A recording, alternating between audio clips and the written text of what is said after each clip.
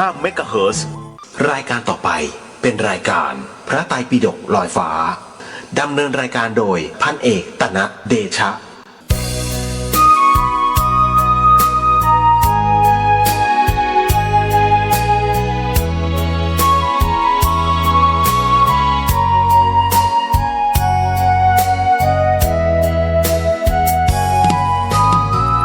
วัดเป็นบุญเขตวิเศษสถา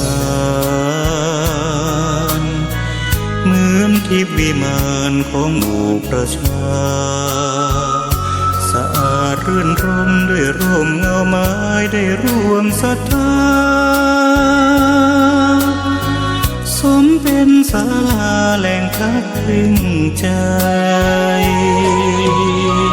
เห็นพระประธานเหนือแท่นธรรมรงค์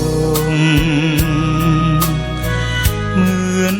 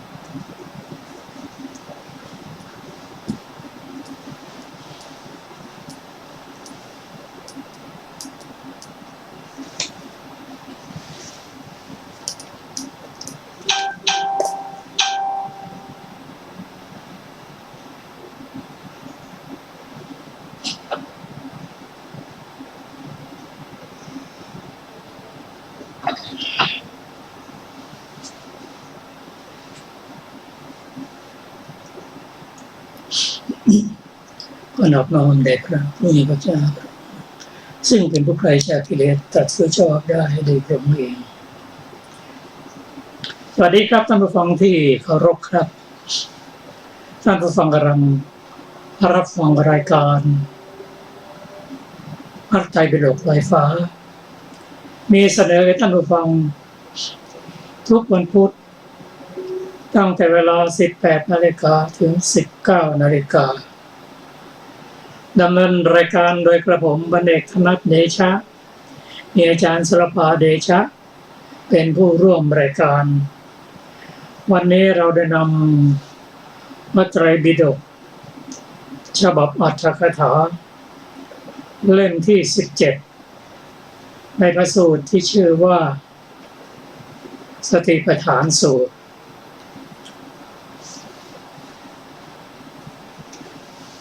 สติปัฏฐานสูตรนั้น เราเริ่มศึกษากันมา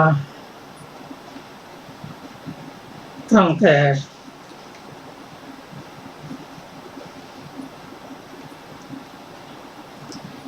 สติปัฏฐานคืออะไร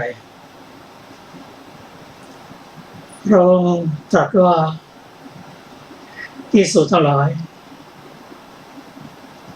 ทางนี้เป็นที่ไปอันเอกเพื่อความหมดจดนิเศษของสัตว์ทั้งหลาย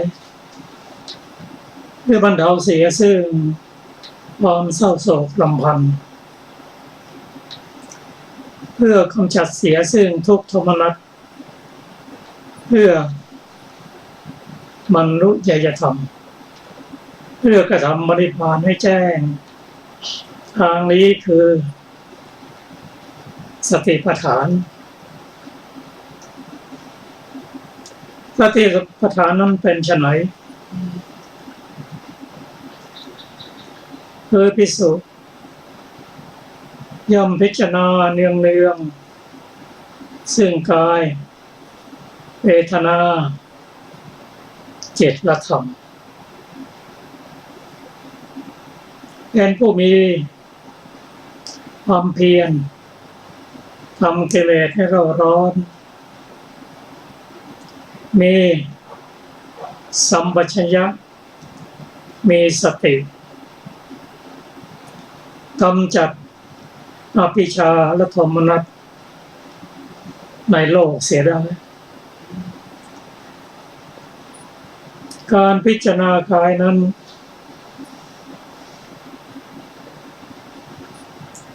มีข้อปฏิบัติ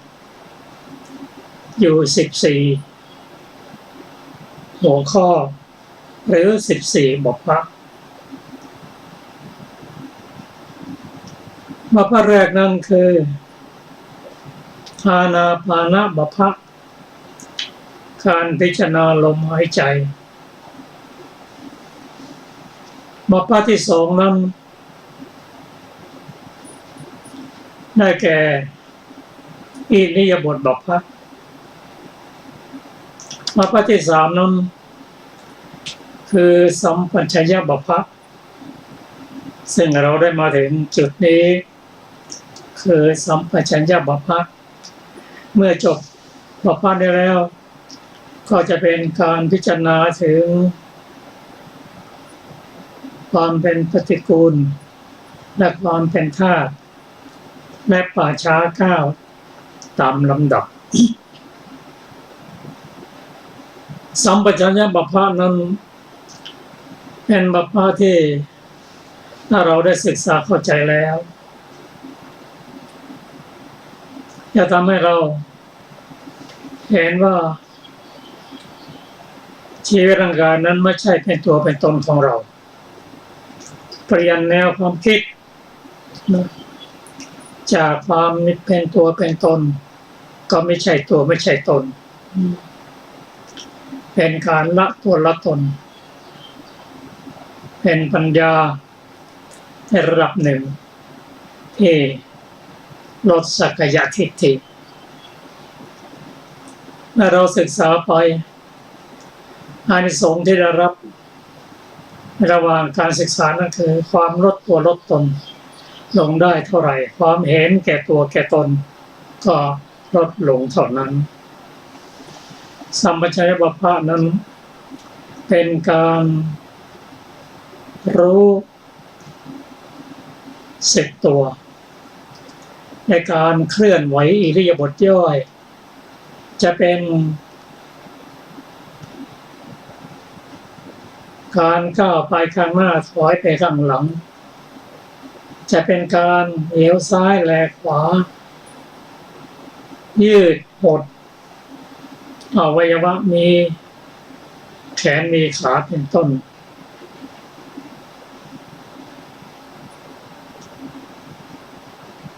มีความรู้ตัว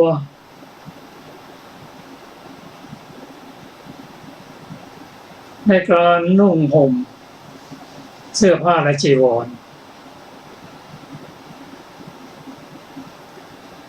การกิน ดื่มเคี้ยวเล่มการถ่ายหนักถ่ายเบาตลอดจนการยืนนอนนั่งนิ่งคิดเป็นต้นเป็นการรู้10 ตัวในอิริยาบถย่อยทั้ง7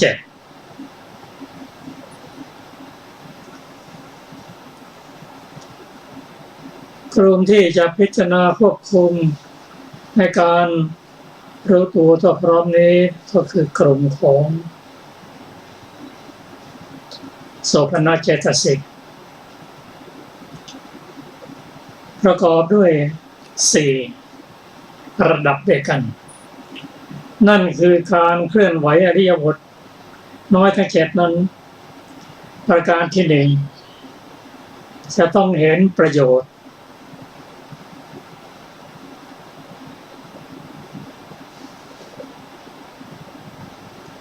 จะต้องเห็นวัตถุประสงค์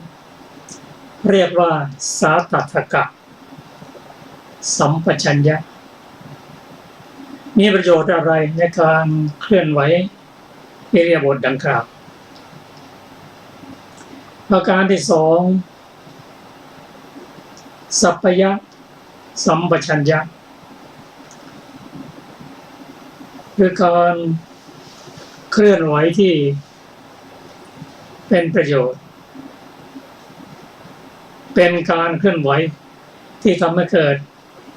กุศลประการที่3นั้นเรียกว่าโคจรสัมปชัญญะการเคลื่อนไหวในบทย่อยทั้ง7นั้นสามารถที่จะปฏิบัติกรรมฐานได้ทั้งไปทั้งกลับประการที่4เรียกว่าสัมโมหะสัมปชัญญะเป็นความไม่หลงรู้ตัวว่าการเคลื่อนไหวนั้นไม่ใช่การเคลื่อนไหวของสัตว์บุคคลตัวตนผู้ใดแต่เป็นการเคลื่อนไหวที่เกิดจากจิตและรูปเป็นการเคลื่อนไหวของธรรมเช่นอายตนะ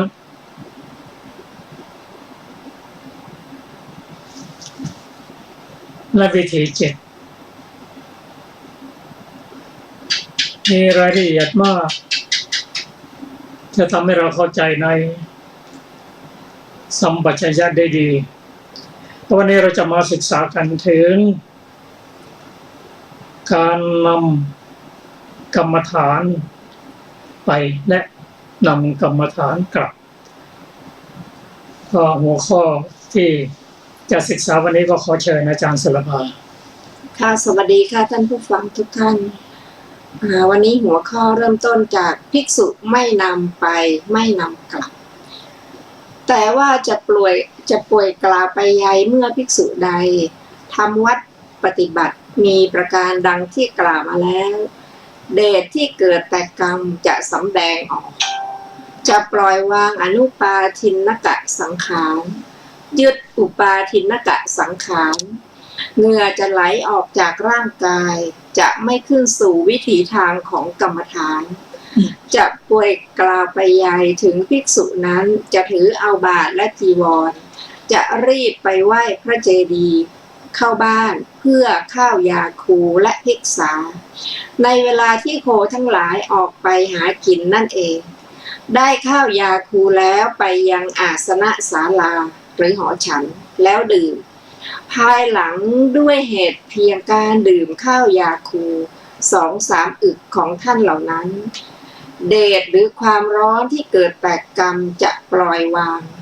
อุปาทินกะสังขารยึดอุปาทินกะสังขารเธอจะดับความกระวนกระวายที่เกิดแต่เตโชธาเหมือนอาบน้ำร้อยหม้อฉันข้าวยาคูโดยมีกรรมฐานเป็นสำคัญ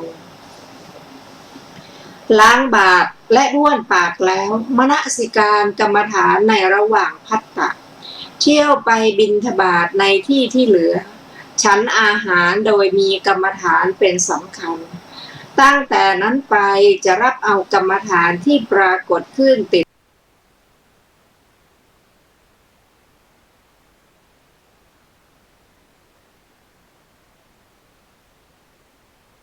ว่าภิกษุทั้งหลายผู้ดื่มข้าวยาคูปรารภวิปัสสนาและบรรลุพระอรหันต์ในพระพุทธศาสนาสีหนนั่นเองบนอาสนะศาลาอาสนะสำหรับนั่งดื่มข้าวยาคูก็ไม่มีภิกษุที่ดื่มข้าวยาคูแล้วบรรลุอรหันต์ก็ไม่มีเป็นปกติทอดทิ้งธุระทำลายวัตระอย่างยิ่งโต5 ประการไม่ทำสัตว์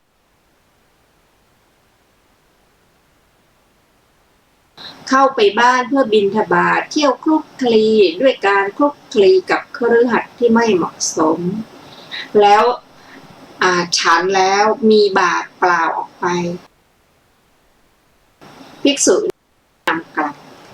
ภิกษุหัวข้อต่อไปนะคะภิกษุทั้งนำไปนำกลับส่วนภิกษุนี้ด้วยนำกลับด้วยภิกษุนั้นพึงทราบได้ด้วยคตปัจจาคติวัตรของผู้เดินกลับไปกุลบุตรทั้งหลายผู้มุ่งประโยชน์บวชในศาสนาแล้วเมื่อจะอยู่โดยลำพัง10 ปีบ้าง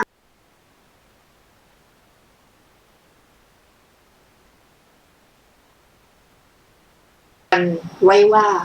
ท่าน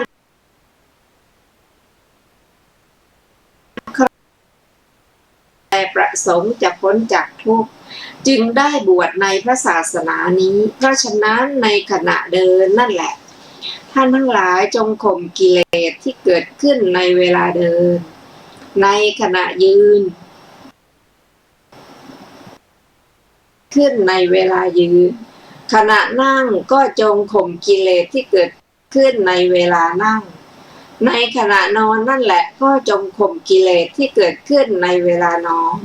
ภิกษุเหล่านั้นครั้นทำกติกาอาจารย์ก็เดินไปมนสิการกรรมฐานไปตามสัญญานั้นถ้าหากกิเลสเกิดขึ้นแก่ใครในขณะเดินในระหว่างครึ่งอุสุภะ1 อุสุภะครึ่งคาวุธหรือ1 คาวุธมีก้อนหินอยู่ภิกษุนั้นจะข่มเมื่อไม่อาจข่มได้อย่างนั้นก็จะหยุดยืนถัดนั้นภิกษุรูปอื่นแม้ตามหลังเธอมาก็จะหยุดยืนตามเธอจะเตือนตนเองว่าภิกษุนี้รู้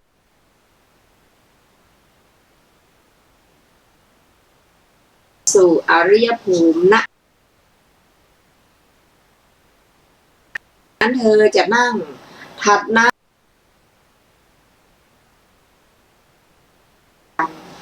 ถึงไม่สามารถก้าวลงสู่อริยภูมิได้ก็จะข่มกิเลสนั้นไว้เดินมนสิการกรรมฐานไปทีเดียวไม่ยกเท้าจากกรรมฐานถ้ายกโดยที่จิตพรากจากกรรมฐานก็เถระชาวอาลินทกะมหาปุษเทวเถระเล่ากันมาว่าท่านได้บำเพ็ญคตปัจจาคติกะวัดคือวัดของผู้เดินกลับยินว่าแม้คนทั้งหลายกำลังไถกำลังหวานกำลังนวดกำลังทำงานกันอยู่เห็นพระเถระเดินอย่างนั้นจึงสนทนากันว่าพระเถระรูปนี้เดินกลับไปกลับมาคงจะหลงทางหรือไม่ก็คงลืมอะไรกระมัง ท่านไม่คำนึงถึงคำพูดนั้นทำสมณธรรมด้วยทั้งจิตที่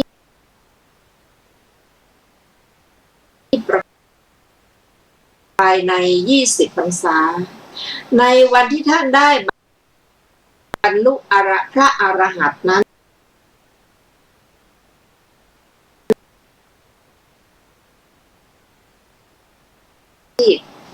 ถึงเท้ามหาราชทั้งสี่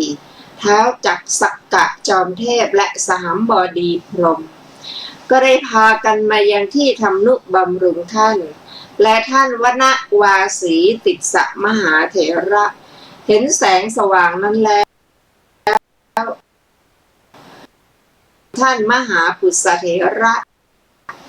ชาวอาลินทกะว่าเวลากลางคืนที่สำนักของท่านได้มีแสงสว่างแสงสว่างนั้นเป็นแสงสว่างอะไรพระเถระเมื่อจะทำการกลบเกลื่อนจึงได้คำพูดมีอาทิอย่างนี้ว่าธรรมดาแสงสว่างก็คงเป็นแสงสว่างของประทีปบ้างเป็นแสงต่อมาท่านกำชับท่านวนวาสีท่านจงปกปิดไว้รู้ว่าท่านรับคำแล้วจึงบอกและเหมือนกับท่านมหานาคเถระชาวกาละวันลิมนดบต่อไปเป็นเรื่องพระมหานาคเถระได้ทราบว่าแม้พระเถระรูปนั้นเมื่อบำเพ็ญคตปัจจาคติกวัตรได้อธิษฐานจงกรมอย่างเดียวสิ้นเวลา7 ปีเราว่าเราจะบูชาความเพียรอันยิ่งใหญ่ของพระผู้มีพระภาคเจ้าเป็นปฐมก่อนได้บำเพ็ญคตปัจจาคติวัตรอีก16 ปีจึงได้บรรลุพระอรหันต์ท่านมีจิตประกอบด้วยพระกรรมฐานนั่นเองยกเท้าขึ้นถอยกลับในขณะยกเท้าขึ้นโดยจิตปราศจากกรรมฐานเดินไปใกล้บ้านยืนห่มผ้าณที่แม่วัวหรือพระกันแน่ใช้น้ำจากที่ระหว่างต้นไทรล้างบาตรแล้วก็อมน้ำไว้เพราะเหตุไรเพราะท่านคิดว่าขอเราอย่าได้ทอดด้วยเหตุที่พูดกับคนที่มาถวายภิกษาหรือมนสิการว่าขอจงมีอายุยืนเถิดแต่ถ้าถูกถามถึงครับหรือถามจำนวนภิกษุถามปัญหาก็จะกลืนน้ำแล้วจึงบอกถึงหากไม่มีผู้ถามถึงวันเป็นต้นเวลาออกไปก็จะบ้วนน้ำออกจากปากที่ประตูบ้านแล้วจึงไปเหมือนภิกษุ50 รูปที่จำพรรษาที่กลัมพะติถะวิหารนะคะต่อไปเป็นเรื่องพระ50 รูปได้ทราบว่าในวันอาสาฬหปุณณมีคือกลางเดือน8ท่านเหล่านั้นได้ถ้าพวกเรายังไม่บรรลุอรหันต์แล้วจะไม่พูดคุยกันและเมื่อจะเข้าบ้านบิณฑบาตแต่ละรูปก็อมน้ำแล้วจึงเข้าไปเมื่อถูกถามถึงวันเป็นต้นก็ปฏิบัติดังที่กล่าวมาแล้วนั่นแหละ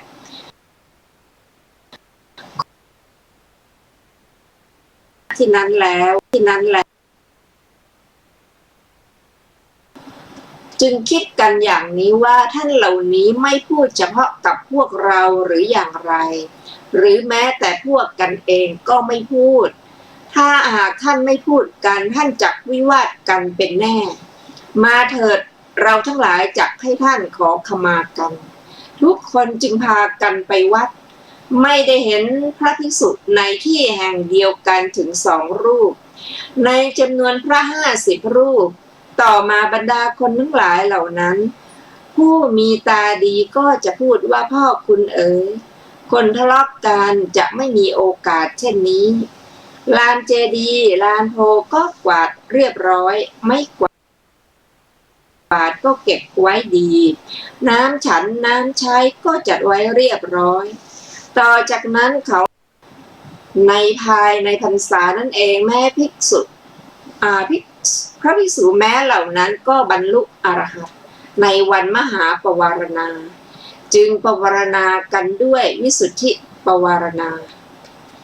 ภิกษุมีจิตประกอบด้วยกรรมฐานนั่นเองยกเท้าขึ้นเดินไปถึงใกล้บ้านแล้วอมน้ำไว้พิจารณาดูทางหลายสายที่ไม่มีผู้คนทะเลาะกันไม่มีนักเลงสุราและนักเลงการพนันเป็นต้น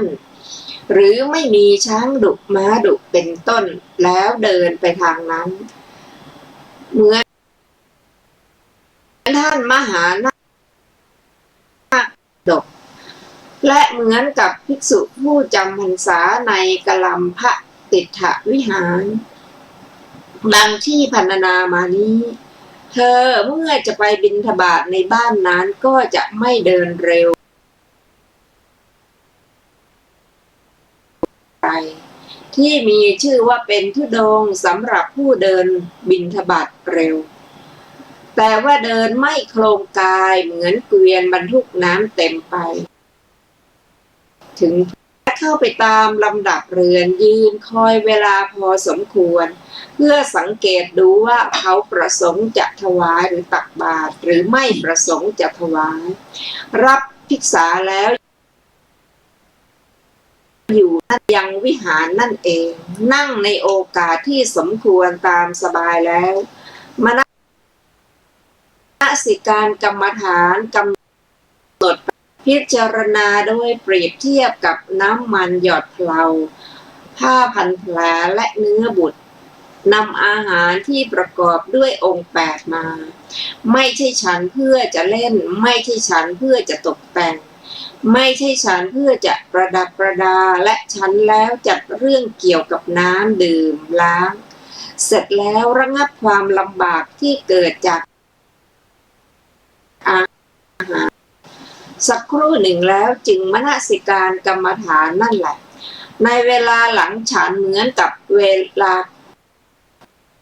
ก่อนฉันและในเวลาปัจฉิมยามเหมือนกับเวลาปฐมยามภิกษุรูปนี้เรียกน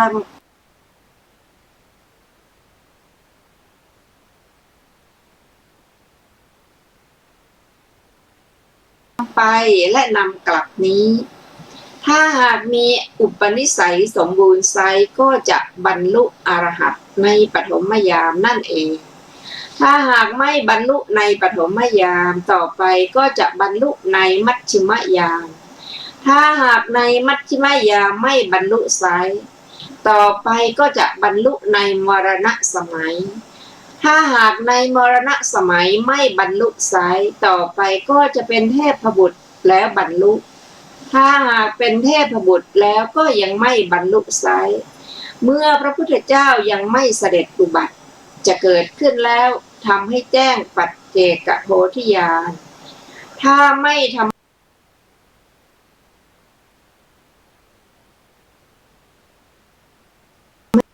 ปัญญาบุคคลต่อพระพักของพระพุทธเจ้าทั้งหลาย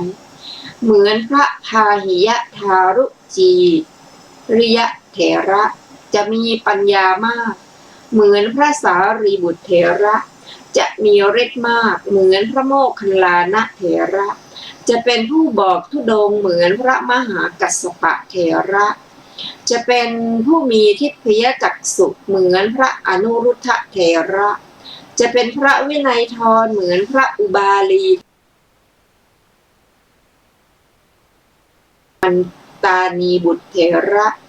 จะเป็นผู้อยู่ป่าเป็นประจำเหมือนพระเรวตะเถระจะเป็นพระหูสูตรเหมือนพระอานนท์เถระหรือจะเป็นผู้ใคร่การศึกษาเหมือนพระราหุลเถระพุทธบุตรดังนี้ภิกษุผู้นำไปและนำถึงยอดหรือวิปัสสนาด้วยประการดังที่พรรณนามานี้ต่อไปเป็นหัวข้ออสัมโมหะสัมปชัญญะส่วนการไม่หลงลืมในการก้าวไปข้างหน้าเป็นต้นชื่อว่าอสัมโมหะสัมปชัญญะอสัมโมหะสัมปชัญญะนั้นพึงทราบอย่างนี้ภิกษุในพระศาสนานี้ เมื่อก้าวไปข้างหน้าหรือถอยกลับจะไม่ลืมเหมือนอันทะปุถุชนหลงไปว่าอัตตาก้าวไปข้างหน้าอัตตาให้เกิดการก้าวไปข้างหน้าหรือว่าเราก้าวไปข้างหน้าเราให้เกิดการก้าวไปข้างหน้าในการก้าวไปข้างหน้าเป็นต้นเมื่อเกิดความคิดหรือจิตขึ้นว่าเราจะไม่หลงลืมก้าวไปข้างหน้าวายโยธาที่มีจิตเป็นสมุฏฐานเมื่อจะเกิดวิญญัตขึ้นจะเกิดขึ้นพร้อมกับจิตดวงนั้นนั่นเองโครงกระดูกที่สมมุติว่ากายนี้จะก้าวไปข้างหน้าตามอำนาจของการแผ่ขยายแห่งวายโยธาที่เกิดแต่กิริยาจิตด้วยประการอย่างนี้เมื่อโครงกระดูกนั้นนั่นแหละก้าวไปข้างหน้าในการยกเท้าแต่ละข้างขึ้นธาตุสองชนิดคือปฐวีธาตุและอาโปธาตุจะย่อนจะอ่อนลงธาตุอีกสองอย่างนอกจากนี้เตโชธาตุจะมีกำลังมากขึ้นในการย่างเท้าไปและการสืบเท้าไปเตโชธาตุวายโยธาตุที่เป็นไปแล้วในการเหวี่ยงเท้าออกไปจะหย่อนจะอ่อนลงธาตุอีกสองอย่างนอกจากนี้ปฐวีอาโปจะมีกำลังมากยิ่งขึ้นในการเหยียบและการยันรูปธรรมและอรูปธรรมที่ใช้ในการยกเท้าขึ้นนั้นก็เป็นเช่นนั้นไม่ถึงการย่างเท้าไปที่ใช้ในการย่างเท้าไปก็ทำนองเดียวกันไม่ถึงการสืบเท้าไปที่ใช้ในการสืบเท้าไปก็ไม่ถึงการเหวี่ยงเท้าออกไปที่ใช้ในการเหวี่ยงเท้าออกไปก็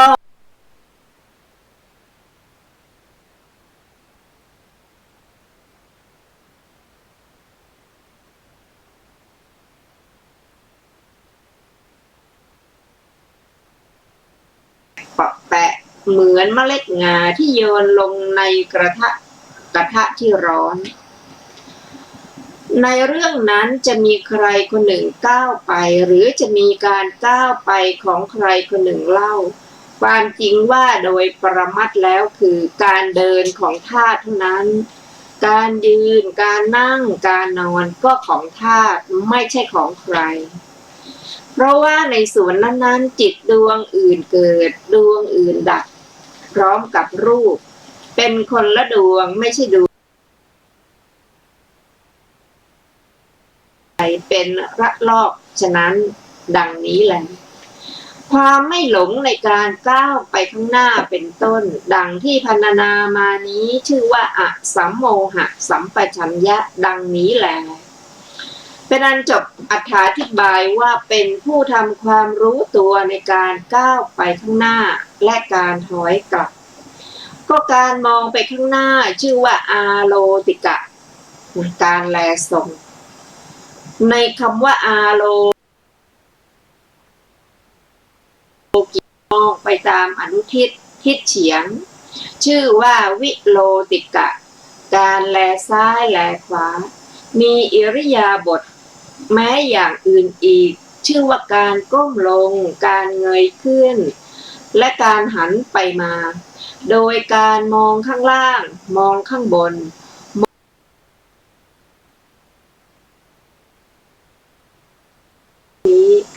แต่โดยความเหมาะสมทรงถือเอาสองอย่างนี้เท่านั้นโดยความสำคัญหรือมุขนี้ทรงถือเอาแม่ทั้งหมดนั้นนั่นแหละดังนี้บรรดาสัมปชัญญะเหล่านั้นการคำนึงถึงประโยชน์โดยไม่มองดูด้วยอำนาจจิตเท่านั้นในเมื่อเกิดความคิดขึ้นว่าเราจะมองดูชื่อว่าสาตถกะสัมปชัญญะสาตถกะสัมปชัญญะนั้นควรทราบโดยยกเอาท่านพระนันทะผู้มีกายเป็นพยานมาเป็นตัวอย่าง สมจริงตามที่พระผู้มีพระภาคเจ้าได้ตรัสไว้ว่า ดูก่อนภิกษุทั้งหลายต้องมองดูทิศตะวันออกไซร้พระนันทาก็จะประมวลเอาทุกสิ่งทุกอย่างโดยจิตแล้วจึงมองดูทิศตะวัน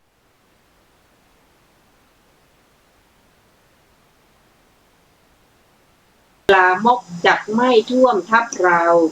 ด้วยประการดังนี้ภิกษุในธรรม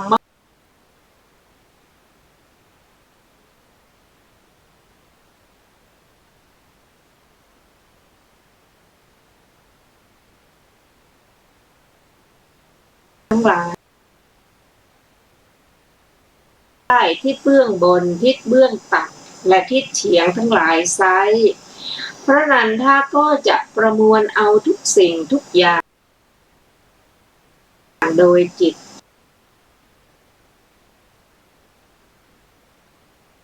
เฉียงทั้งหลายอยู่นี้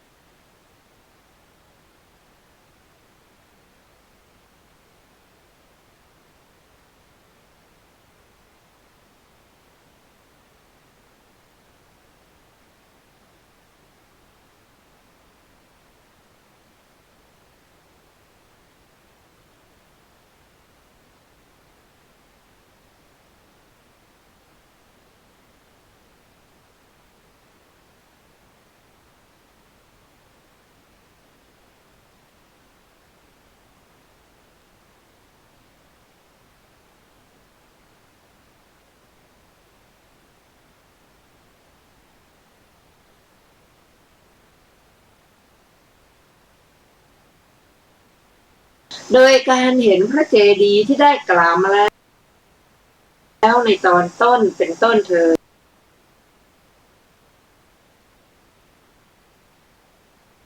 เพราะฉะนั้นมีขันธ์ธาตุและอายตนะเป็นอารมณ์ควรทำการแลตรงและการแลซ้ายแลขวาด้วยอำนาจกรรมฐานของตนเท่านั้นเป็นต้นเป็นอารมณ์ควรทำการแลตรงและการแลซ้ายแลขวา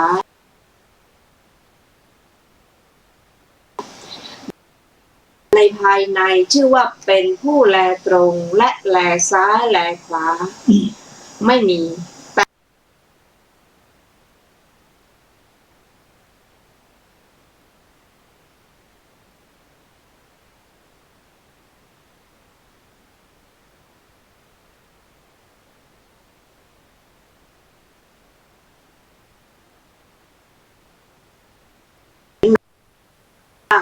เปลือกตาหรือหนังตาข้างบนก็จะเลิกขึ้นข้างบนโดยอำนาจการแผ่ขยาย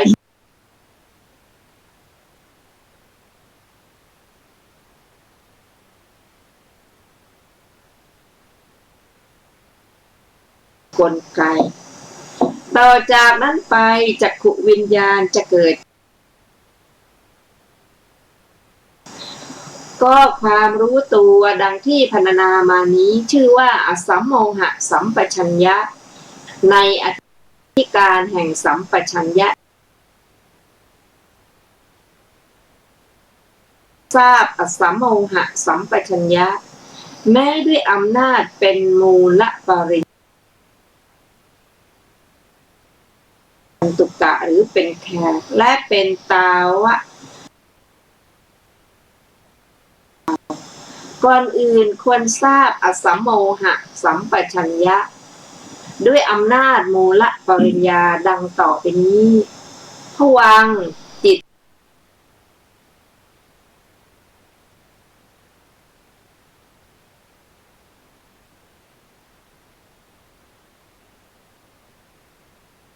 สันติรณการ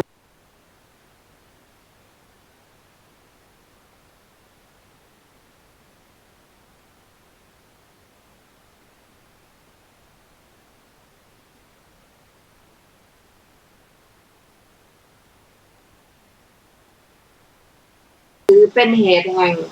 อุปติภพสำเร็จเป็นไปครั้นยังวพังนั้นให้หมุนกลับแล้วจะให้อาวัชนะกิจสำเร็จ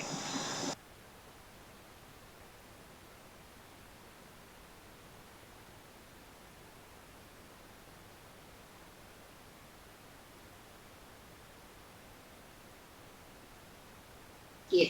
สำเร็จเป็นไปเพราะสัมปติชนกิจนั้นดับไปมโนวิญญาณธาตุที่เป็นวิบากจะให้เพราะสันติรณกิจนั้นดับไป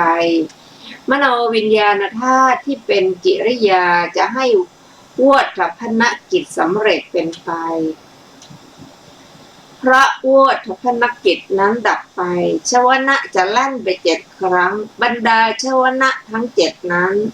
ถึงในชวนะแรกการแลตรงและการแลซ้ายแลขวาด้วยอำนาจความกำหนัด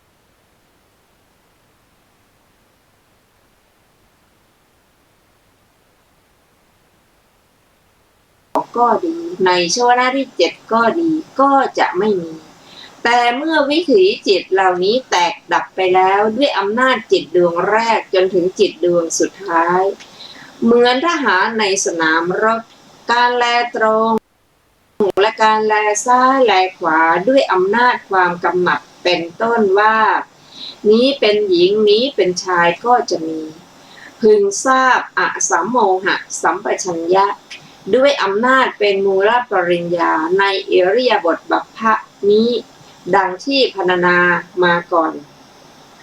มานี้ก่อนก็เมื่อรูปปรากฏในจักษุทวารแล้วต่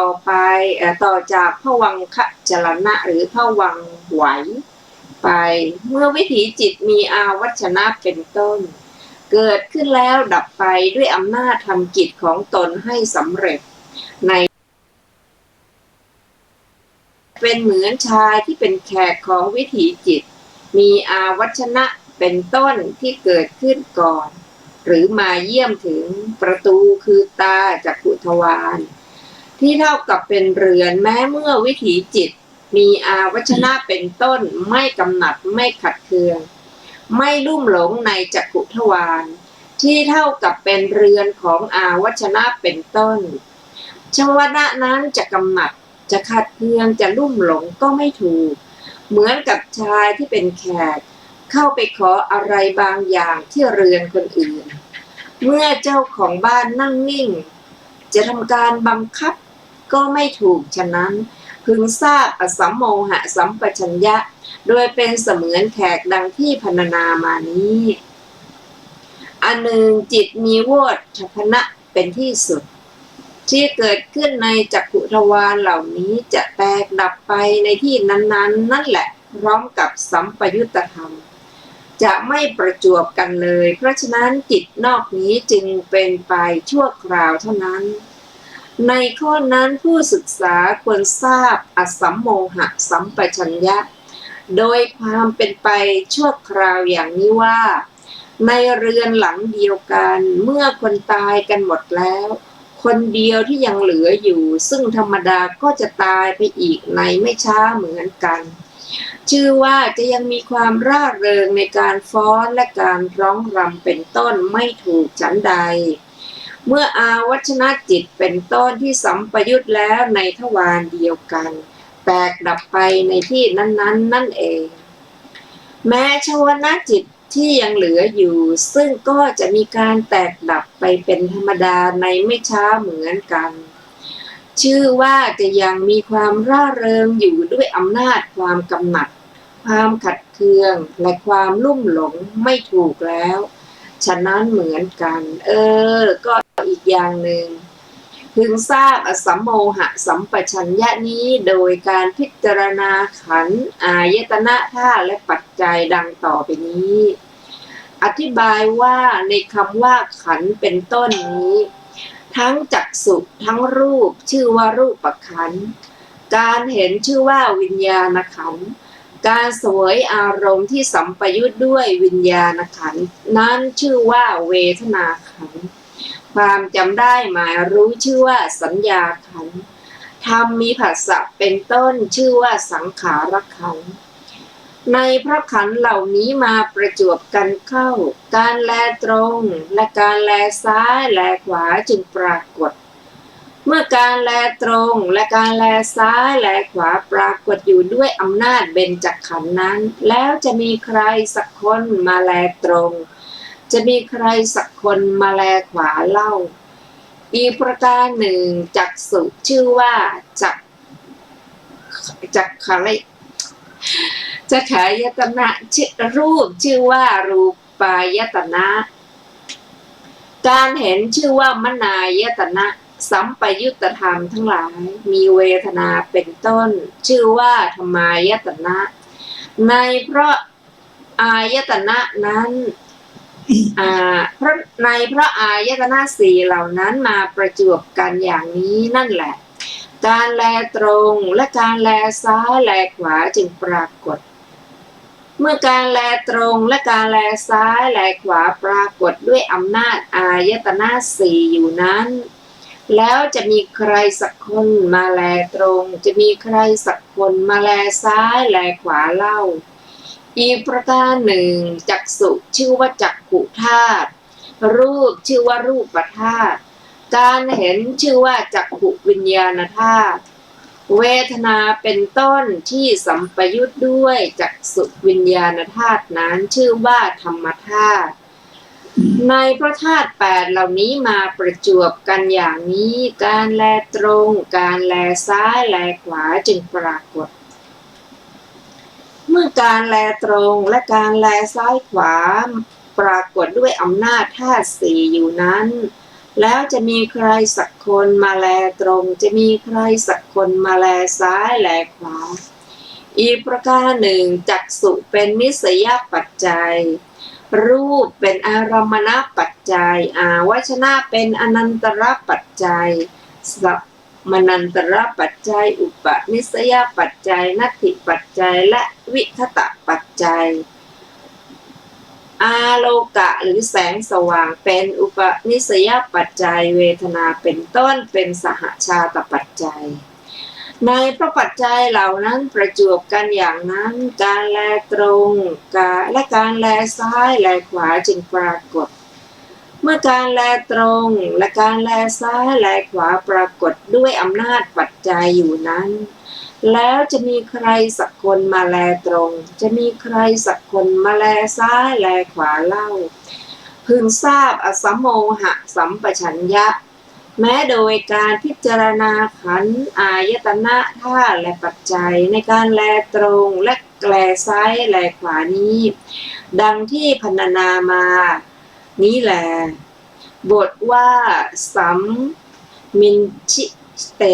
ปสาริเตได้แก่ในการคู่เข้าละเอียดข้อพับศอกเข่าออกไปบรรดาสัมปชัญญะทั้งสี่นั้นการไม่ทำการคู่เข้าและการเหยียดออกไปด้วยอำนาจเจ็ดหรือความคิดอย่างเดียวแต่พิเคราะห์ดูผลได้ผลเสียเพราะหรือเท้าออกไปเป็นปัจจัยแล้วเลือกเอาแต่ประโยชน์ชื่อว่าสาตถกะสัมปชัญญะ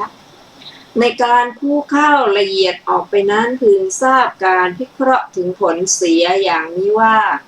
เมื่อเธอคู่มือหรือเท้าเข้ามาวางไว้นานๆหรือเหยียดมือหรือเท้าออกไปวางไว้นานๆเวทนาจะเกิดขึ้นทุกๆครั้งจิตก็จะไม่ได้อารมณ์เลิศอันเดียวคือไม่เป็นสมาธิกรรมฐานก็จะล้มเหลวเธอจะไม่ได้บรรลุคุณวิเศษแต่เมื่อคู่เข้าพอเหมาะเหยียดออกไปพอดีเวทนาจะไม่เกิดขึ้นเลยจิตจะเป็นเอกคตากรรมฐานก็จะถึงความเจริญเธอจะได้บรรลุคุณวิเศษส่วนการที่เมื่อปัจจัยแม้มีอยู่พระโยคาวจรยังพิเคราะห์สถานที่ที่เป็นสัปปายะและไม่เป็นสัปปายะแล้วเลือกเอาสถานที่ที่เป็นสัปปายะชื่อว่าสัปปายะสัมปชัญญะใน สัม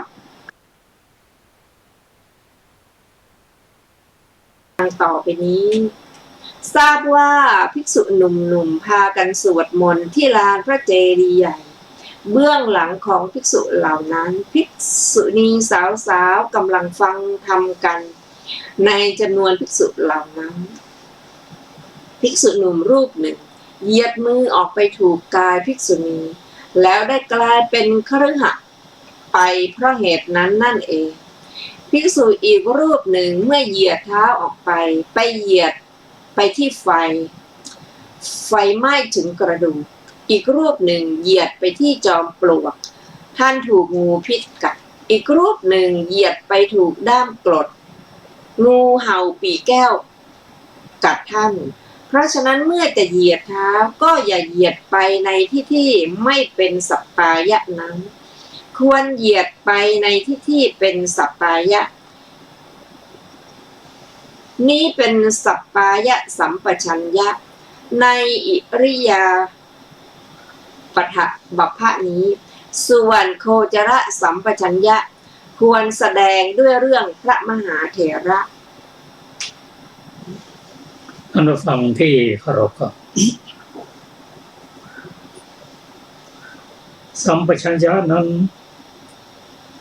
คือความรู้ตัวอย่างไรรู้ตัวว่าไม่หลงว่าเป็นตัวเป็นตนในการเคลื่อนไหวอิริยาบถย่อยทั้งเจ็ดนั้นเริ่มต้นด้วยการเคลื่อนไหวที่มีวัตถุประสงค์เห็นประโยชน์แล้วจึงเคลื่อนไหวนี่เป็นสาธกะสัมปชัญญะเมื่อเคลื่อนไหวแล้วไม่ทำให้กิเลสเกิดขึ้นเคลื่อนไหวแล้วเกิดกุศลธรรมเรียกว่า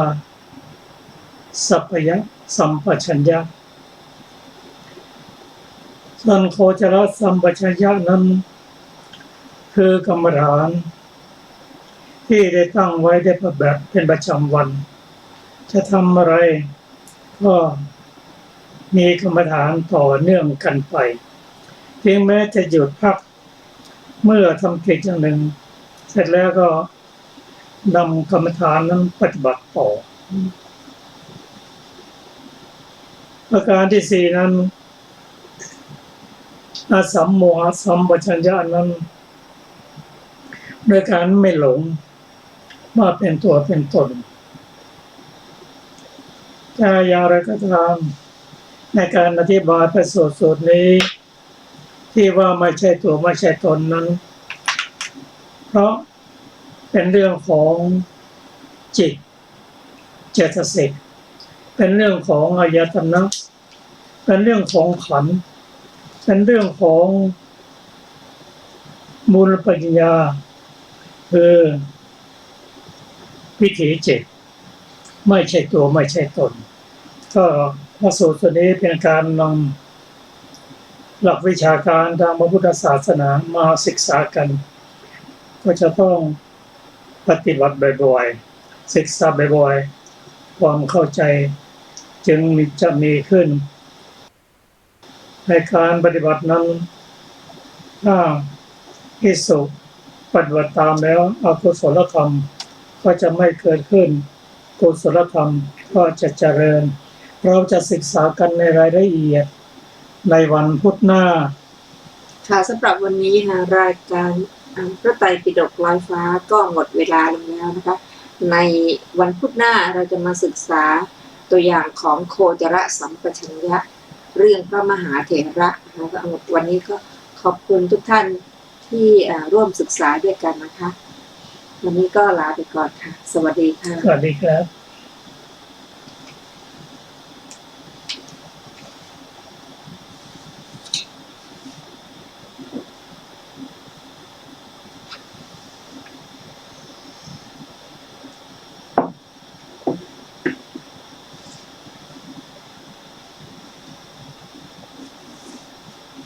จอำไพ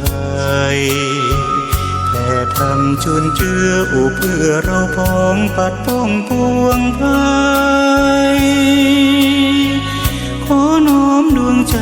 กราบไหว้วันทาวัดเล็กหรือใหญ่นั้นไม่สำคัญวัด